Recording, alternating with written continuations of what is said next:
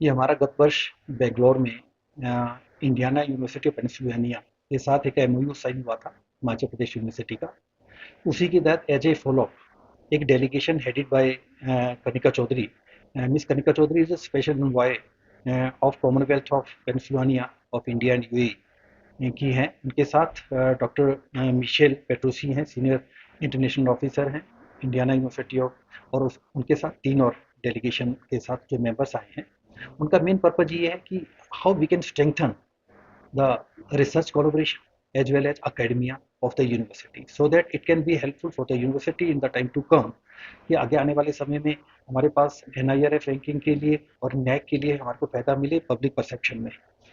पहला हमने कोलैबोरेशन किया है रिसर्च में। रिसर्च के साथ जो हमारे यहाँ पीएचडी कर रहे हैं, पीएचडी के स्टूडेंट्स हैं, हम अलाउ कर रहे हैं कि हम जो डाटाबेस बनाएंगे हमारी जो इंपॉर्टेंट बॉडीज है रिसर्च को लेकर के, उसमें उनके एक्सपर्ट्स जो हमारे यहाँ पर सम्मिलित हों, और हमारे यहाँ के हम डाटाबेस अपने एक्सपर्ट्स की लिस्ट उनके पास शेयर किए हैं हमने, उनके बाद भेजेंगे ताकि हमारे कुछ एक्सपर्ट्स वहाँ पर सम्मिलित हों। दूसरा, हम जो है टीचर्स एक्सचेंज प्रोग्राम में अभी हम आने वाले समय में कोशिश करेंगे कि हमारे एक डेलीगेशन डीन्स का, तो कम से कम जो सब्जेक्ट्स वहाँ पर हमारे कॉमन एरियाज हैं, डीन्स का एक डेलीगेशन जो है वो वहाँ पर Pennsylvania is a government university and very big government, very renowned government university of USA, Indiana of Pennsylvania state.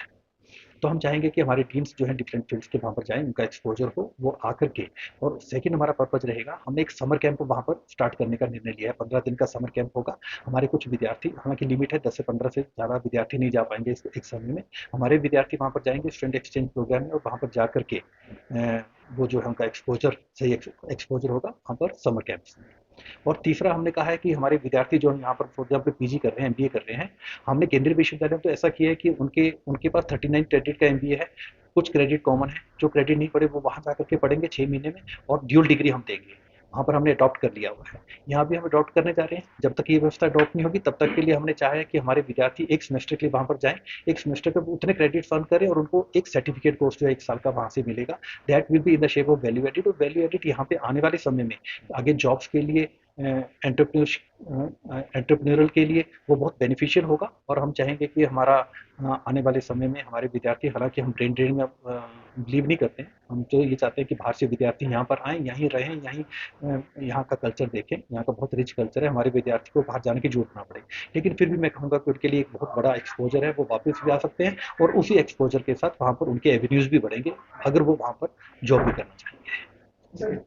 कौन से सब्जेक्ट्स होते हैं जिनके नाम में एक्सपेंड हमने हमने हमने हमने कई सब्जेक्ट्स लिए हैं। हमने जैसे केंद्रीय विश्वविद्यालय के साथ भी हमने किया, यहाँ के साथ भी किया है। हमने वहाँ पर मैनेजमेंट में किया है, फाइन आर्ट्स में किया है, डिफेंस स्टडीज़ में किया है, लॉ में भी है इनके साथ।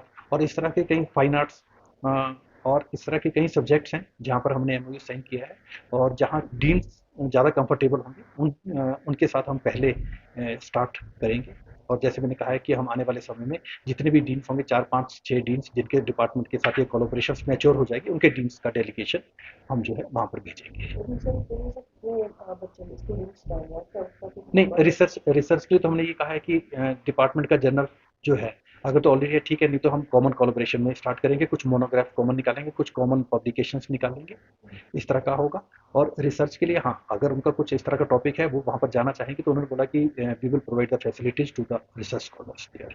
अगर वो वहाँ पर जा करके, मान लीजिए हमारे 4 साल की रिसर्च है, 2 साल वो वहाँ पर डिवोट करना चाहते हैं, कुछ फेलोशिप दे विल प्रोवाइड, जैसे उन्होंने एग्री किया है। एक और सवाल था, हिमाचल प्रदेश विश्वविद्यालय को 100 करोड़ का अनुदान आना है केंद्र सरकार से। ये जो अनुदान है कब तक आएगा और किन नहीं, किन चीजों की? मैं आपको बताना चाहता हूँ इसमें कि डीपीआर हमने बनाई थी, डीपीआर हमारी एक्सेप्ट हो गई है। जी। मतलब पहले तो सिर्फ इन प्रिंसिपल डिसाइड हुआ था, अभी हाल ही में 2 दिन पहले ही ये न्यूज़ थी, हमारे पास डीपीआर एक्सेप्ट होने होकर के आ गया। 4 हेड्स पे ये खर्चा होगा। ये कंस्ट्रक्शन के लिए होगा, रेनोवेशन के लिए होगा, इंफ्रास्ट्रक्चर के लिए होगा, अकेडमी के लिए होगा। 4 हेड्स में ये खर्चा होगा। और मुझे लगता है कि ओवरऑलिंग हो जाएगी इस विश्वविद्यालय के। 100 करोड़ रुपये पहली बार आए, इतने बड़ा अमाउंट, बहुत अच्छी बात है, और पूरी ओवरऑलिंग होगी। लेकिन जिस दिन सीएम साहब यहाँ पर आए थे उस दिन मेरी उनसे चर्चा हुई थी। सीएम साहब इज़ वेरी काइंड इनफ कि उन्होंने ये कहा था कि यहाँ की सैचुरेशन आ गया है, और उन्होंने हमारे को अलाउ कर दिया, डीपीआर बननी शुरू हो गई है सेकंड कैंपस गुवाहाटी के लिए। उन्होंने अलाउ कर दिया और हमारी डीपीआर बननी स्टार्ट हो गई। मुझे लगता है कि सेकंड फेज का एक्सपेंशन इस विश्वविद्यालय का अब गुवाहाटी के लिए जाता है। क्या कुछ टेक्नोलॉजी वाइज भी जो है यूनिवर्सिटी में एक्सपेंड किया जाएगा, कहीं नई आधुनिकताएं लाई जाएगी, ऐसा नहीं कुछ लाई होगा? जाएगी, जैसे मैं कह रहा हूँ कि हमने आर्टिफिशियल इंटेलिजेंस मशीन लर्निंग के साथ इनके साथ अभी हमने टाई अप किया है।